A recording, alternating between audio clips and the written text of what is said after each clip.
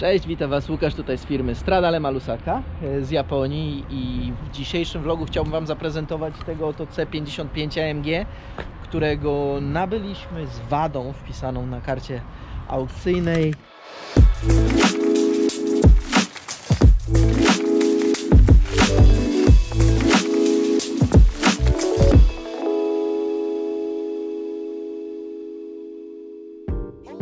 Wielu z Was pytało się o jazdę próbną, także postaram się to ogarnąć. Jestem teraz właśnie w zakupionym we wtorek Mercedesie C55 AMG, który miał mieć niby klekotanie w silniku, ale go nie ma. I tak wygląda jazda próbna w Japonii. Tutaj ta ulica jest pochyła w lewą stronę bardzo mocno ze względu na natężenie ruchu, jakie widzicie, dlatego może sprawiać wrażenie, że pochyla się w dół. Opony ma bardzo głośne.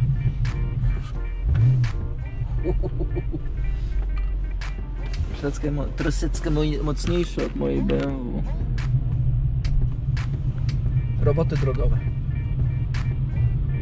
Prawie jak we Włoszech, z tym, że wszyscy robią. Lekko w lewo ściąga, także tutaj będzie zbieżność do zrobienia. Hamulce działają. Stuków, puków nie ma. Lekki szum, ale to są opony. Hamulce ładnie biorą. Przyspieszenie też. Dla tych, którzy lubią dobrze zjeść, pozdrawiam. Robert, Wąski, Łukasz.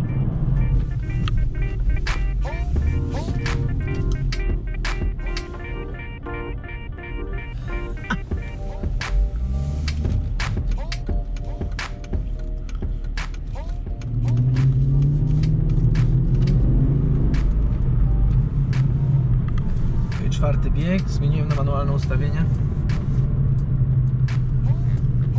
Ładnie tutaj pracuje skrzynia.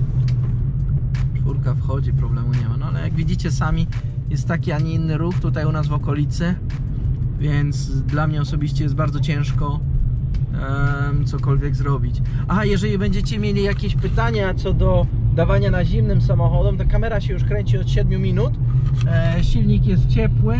Teraz wjadę prosto na firmę, na plac, w miejsce, które znacie, także no na zimnym mu dam. Pewnie się rozkręci do 4000 obrotów. Prędkość maksymalna 20. Zobaczcie, tutaj na drogowych zostawili samochód ze względu bezpieczeństwa, nie? Spójrzcie, jak pan ryzykuje własne życie po to tylko, żeby nie stało się nic nikomu i żeby było zachowane bezpieczeństwo. Bardzo mi się ta troskliwość podoba, bo po pierwsze zwracają na siebie uwagę bardzo jaskrawymi strojami, po drugie dbają o bezpieczeństwo, sygnalizują, zakładają dystansy, pilnują dystansu między robotnikami a kierowcami samochodów. A przede wszystkim moim zdaniem też taka bardzo, bardzo ważna rzecz to jest to, że w ogóle takie stanowisko pracy istnieje, bo osoby starsze, które przeszły na emerytury, czują się niepotrzebne, nie mają już nic do roboty i po prostu chcieliby coś robić, a nie mają gdzie, nie mają jak. Dlatego rząd w pewnym sensie gwarantuje takim ludziom możliwość robienia czegokolwiek, nie? No co tam, na działkę będzie chodził, marchewkę sadził, w supermarkecie leżą poukładane w rządkach, to bez sensu, nie? A tak to ma przynajmniej zajęcie, jeszcze sobie do emerytury trochę może dorobić, co jest też ważne, bo pozwoli człowiekowi na to, żeby miał jakieś zajęcie i czuł się potrzebny. No, moim zdaniem bardzo dobry system. No a druga sprawa jest taka, jeżeli chodzi o dopracowanie, że w Japonii po prostu brakuje rąk do pracy. Nie ma ludzi, którzy chcą wykonywać fizyczną pracę. Jest wiele osób, które chętnie wykonuje pracę biurową, i nie ma ludzi, którzy by chcieli fizycznie popracować, więc tutaj problem zaczyna się też taki społeczny, że dziura w budżecie, łatanie w budżecie, tylko na rynku pracy łatana, także są ręce do roboty i człowiek jest potrzebny. No a teraz zrobię tego walk around i będziecie mogli sobie ocenić, jak to wygląda. A, zdejmę kurtkę. W dzisiejszym vlogu chciałbym Wam zaprezentować tego oto C55 AMG, którego nabyliśmy z wadą wpisaną na karcie aukcyjnej na aukcji USS Yokohama. Dlaczego mówię, że z wadą? Ponieważ miał olej gęsty, ale już nie ma. Samochód jeszcze nie był umyty. Leciutko popękany spoiler. Pewnie pamiętacie to z vloga, albo jeszcze już oglądaliście, albo jeszcze nie oglądaliście z vloga z aukcji. Samochód jest cały zakurzony, no bo deszczu dawno nie było, cały czas słońce świeci. Samochód jest w oryginalnym lakierze. Nie był przylakierowywany, był dobrze parkowany, w sensie pod jakimś dachem, bo światła nie są wyblakłe. Felgi też nie są bardzo porysowane, tutaj jest jeden odprysk. Tarcze są w dobrym stanie, nie sądzę, żeby trzeba było je wymieniać. Klocki hamulcowe wyglądają na miarę nowe. Lusterka zawsze piszą, że są przerysowane, ale tutaj nic nie znalazłem, także dobrze piszą. Felga leciutko przydrapana. Tarcze ok. W bagażniku no nie ma tego magicznego przycisku, który ułatwia życie, ale nie wszystko można mieć, zwłaszcza jeżeli mówimy tutaj o samochodzie z 2005 roku. Tutaj ta felga też jest leciutko przerysowana, ale no, to regeneracja i kilka złotych. I mamy świetny samochód. Opony są z 12 roku. To lubię tą budę osobiście. Czterodrzwiową, zwłaszcza z tego rocznika. Po prostu jest ładna, taka dyskretna, subtelna bym nawet powiedział. Moim zdaniem. Fotel bardzo ładnie zadbany. Te welurki mi się podobają. A teraz no, przed chwilą jak jechałem na jazdę próbną, to właśnie otworzyło się. Z tyłu tutaj oczywiście dokumentacja tego samochodu. Teraz pokażemy, co tkwi pod maską. Tam kilka naklejek, ale nic takiego, czego wąski nie będzie w stanie usunąć. Silnik. No tutaj są lekkie wycieki oleju, widać. Spod tej uszczelki, no jest to związane z tym, że po prostu prawdopodobnie jest stara. Koszt naprawy w Polsce około 600 do 800 zł. Także też nic takiego wielkiego, no ale to jest standardowa rzecz, która się psuje po prostu w tych samochodach.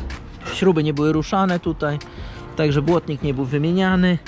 Te wszystkie zgrzewy są na swoim miejscu, tak jak powinny być, więc nie mam żadnych zastrzeżeń, jeżeli chodzi o ten pojazd. Pokażę Wam, jak to wygląda.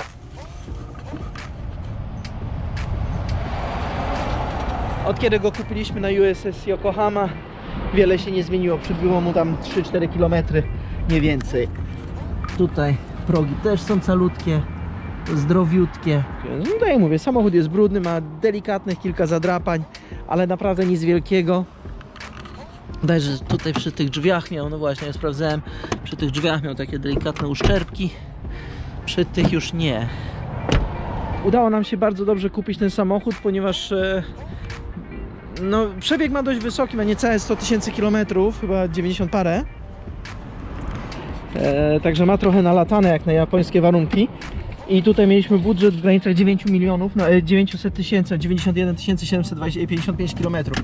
Mieliśmy budżet na niego około 900 000 jenów, a ze względu na to, że po prostu informacja o tym, iż silnik robi i wydaje dziwny dźwięk, najprawdopodobniej zniechęciła wielu kupujących. Ocena 4 to nie 4,5. Dużo osób wychodzi z założenia, że jak 4 to już był przelakierowany, co wcale nie musi tego oznaczać, bo nie zaznaczają. Tutaj w Japonii się nie zaznacza, że samochód był lakierowany. Zaznacza się, jeżeli lakierowanie było spartolone, za przeproszeniem, nie? Wtedy widać fale na powierzchni pojazdu, no i wtedy się to pisze. Jeżeli lakierowanie było wykonane w miarę porządnie, no to nikt nie będzie tego pisał nawet, bo nie zauważy gołym okiem. Sam już miałem wiele razy taki przypadek, że sprawdzałem samochód na aukcji, który miał ocenę 4,5, a się okazało, że miał, nie wiem, no, tam z pół centymetra szpachlu na tych ramach tutaj, nie? Po prostu inspektor nie był w stanie tego zauważyć gołym okiem, ktoś go kupił i później no płakał, nie? Samochód był ewidentnie po jakimś spawaniu dachu albo coś takiego. Tutaj akurat w tym przypadku mamy oryginalny lakier położony bez żadnych dodatkowych niespodzianek.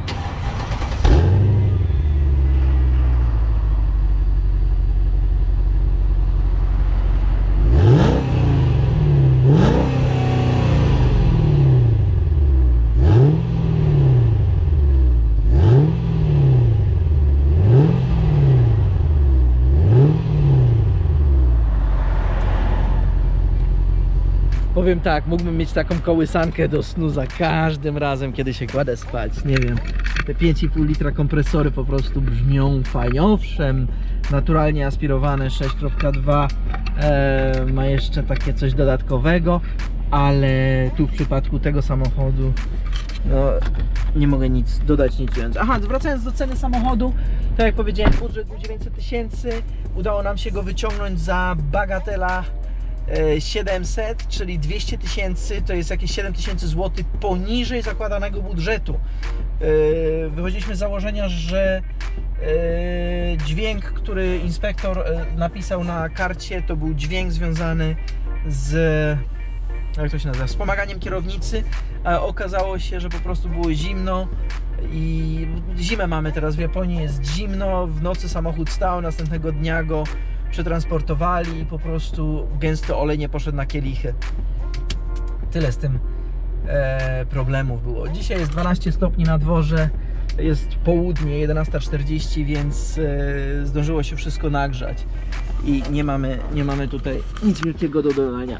Było napisane, że kilka elementów tych jest uszkodzonych, ja tutaj nie widzę nic wielkiego, tam jest odcisk palca, także nic takiego.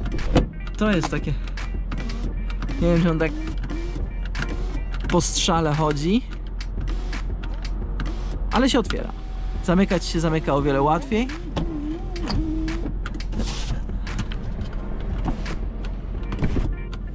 Jest zamknięte. A jest to regulacji najprawdopodobniej, bo ja po prostu nie wiem, jak to się robi. Lustereczko, wszystko jest ładne. No, auto używane.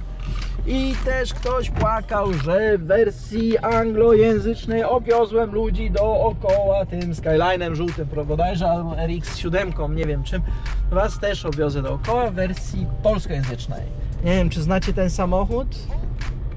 Jest samochód Doriminati, który wozi rzeczy. Właśnie Władek zakłada ospoilerowanie do niego. Ma chwilę, więc ogarnia rzeczy dla Łukasza. Tutaj złomowisko nasze. Same trupy tutaj stoją, patrzcie. Oprócz tego lifa. A tak to same trupy. Wszystko do złomowania. Do oddania po 20 000 jenów od sztuki. No, zaczął się nowy rok i już stan samochodów rośnie. Jeszcze wczoraj byłem w stanie kupić, jak on się nazywa, SK550, też bardzo dobra cena, jak za samochód, 44 000 km, biała, dość ładnie wyposażona, więc tutaj też był ciekawy, udany zakup. Niebawem będziecie w stanie też zobaczyć ten film, no tego vloga, ten walk around z tej Eski na kanale. Jeżeli macie jakieś pytania, jesteście czymś zainteresowani, śmiało dawajcie znać. Bardzo chętnie zrobię o tym vloga, jeżeli mam taką możliwość, jeżeli mam czas na to przede wszystkim, i podzielę się tymi informacjami z wami. Komentarze pod spodem są mile widziane, subskrypcje jak najbardziej, i no, rób ta co chce ta. Wszystkiego najlepszego w nowym roku, udanych dni, spełnienia marzeń, pomyślności, radości, szczęścia, wszystkiego co jest z tym związane i do usłyszenia w następnym odcinku. Pozdrawiam was.